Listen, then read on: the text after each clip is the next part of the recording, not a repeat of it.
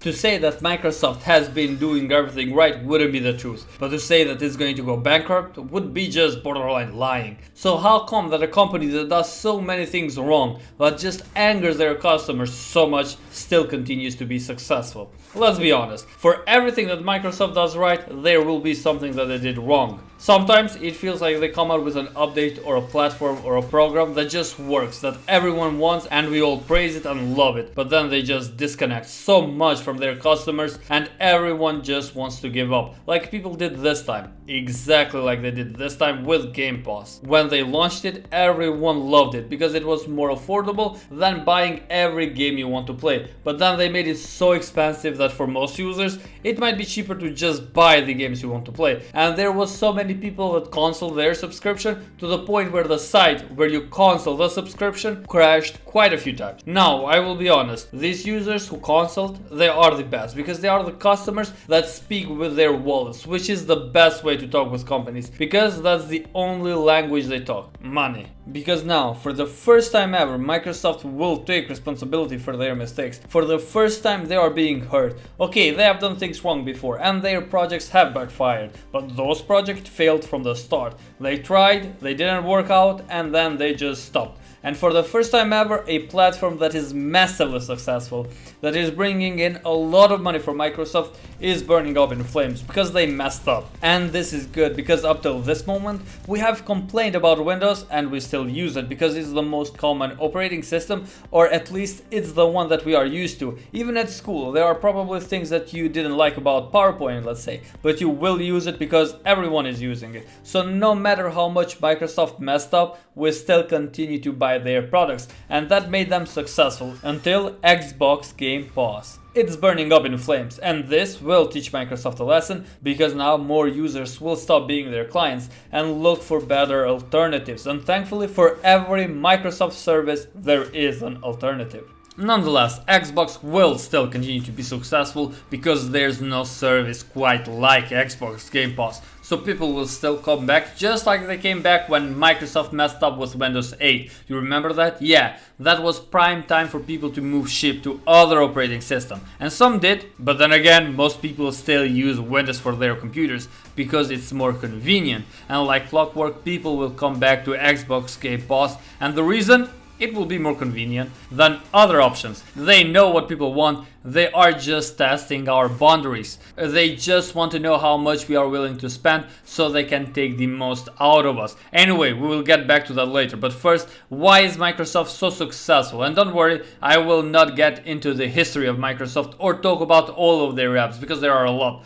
But everything that Microsoft does that people actually need and use is subpar and people complain about it. So how come that a company that monetizes their apps that people don't like, and this company is still successful? And it's not just me. You can go and watch anyone you want. If you ask someone to choose between Discord and Teams, which platform would they rather use, they will always choose Discord. Even creators that have big teams. But then when you ask these same creators which one they use, they will more often than not tell you that they use Teams. And remember, I am not talking about small creators with small teams. I am talking about bigger creators who have larger teams. They will almost always use Teams. But why would they use Teams when they have Discord? And Discord is the free app. And Discord has some limitations now as well when it comes to free users. But most of everything in Discord can be used for free compared to Teams. And people still use Teams. And you can see that when it comes to their revenue. So why does this happen? The reason: every Microsoft app works together and it's a standard. I guess that one sentence tells the whole story. If you have a large team, you want everyone to use one app, everyone to use the same calendar so everyone can communicate more efficiently. And Microsoft has an app for every single use case and they work together. And it's the standard, which is really important as well, because once someone needs to talk or collaborate with another company or channel of their size, they will most likely use the same apps, and everything is just much more easier compared to having to collaborate with someone that uses different tools than you, which would make everything harder. And you can see that they just want everyone to use their apps. They want to have not the best community community, they want to have the biggest community. You can see this best with Windows. As you know, when it comes to computers, the biggest operating system, or better said, the most used operating system, is Windows. The reason is well known, everything works with it. When you use Windows, you need to activate Windows, but people just don't activate it, and to be honest, I think Microsoft doesn't care, and there are a few reasons why I think that. First, the key is expensive, and if you buy it from Microsoft would make money, but they don't want you to feel forced into it, because if you don't buy and move to Linux, then they lose you as a customer, because now you are not in their ecosystem, which just feeds into my theory that they want the biggest community. Oh, and one tiny little thing, they fucking let you download and use Windows without the key, without you paying anything, and if that doesn't convince you, then I don't know what will. Granted, you will have a watermark on your screen, watermark that you might never notice, but you will be able to use a legitimate Windows copy, same as if you had the key. And I think the main reason why they can't risk taking this method down is that if people don't use Windows and move to Linux, then more apps might start being programmed for Linux, and Microsoft might lose its lead as the operating system that does everything. Because let's be honest, if there was a Linux operating system that did everything correctly without it messing up, then people would try it. But you need to like Linux to be able to use it, because sometimes it might not do the things that you like, and people just want to hop on a PC and do everything they want to do. And that's the main reason why Windows is successful. I think Microsoft knows that too, and that's why they let you get Windows for free. And if you want to have a better understanding of how games run on Linux, there's a video that Gamers Nexus made on that topic, and it's quite informative. Now, since there are not a lot of people that game on Linux,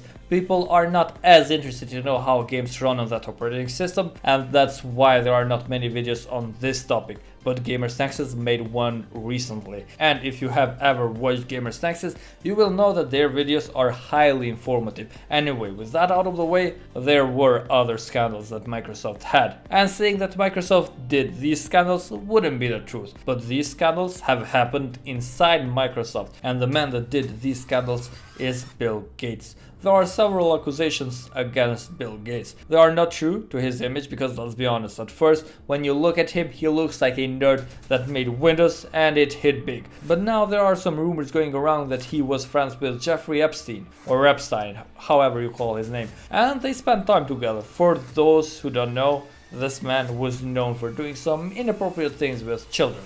Let's leave it with that. And the rumors say that Gates continued to be friends with him even after he was convicted for the crimes. And the allegations don't stop there for Gates. Allegedly, Bill Gates had sexual intercourse with a co-worker for years while he was at the company. And not just one co-worker, there are many more cases like this. There is a rumor that another female employee did a presentation, and after the presentation, Bill asked her out for dinner and said that if this makes you feel uncomfortable, just act like this never happened. And every time allegations like this happen, he seems like he likes to donate massive amounts of money for charity. Some say that he donates the money to improve his image, but then again, maybe he asked the other girl out for dinner because he wanted to talk something about the presentation. And I know that going out for dinner with an employee is not good, but Bill married someone that used to work at Microsoft, and they had a happy marriage for a few years. But you need to understand that Bill is a rich guy, and there will be a lot of people who will try to get advantage of that. Sometimes it feels like every rich person is a psychopath, and I wouldn't go ruining someone's life just based on rumors or things that someone said, because you never know the other side of the story. For example, the Johnny Depp and Amber Heard situation. Johnny Depp's life almost got ruined just based on the things that Amber said, so let's not let that happen again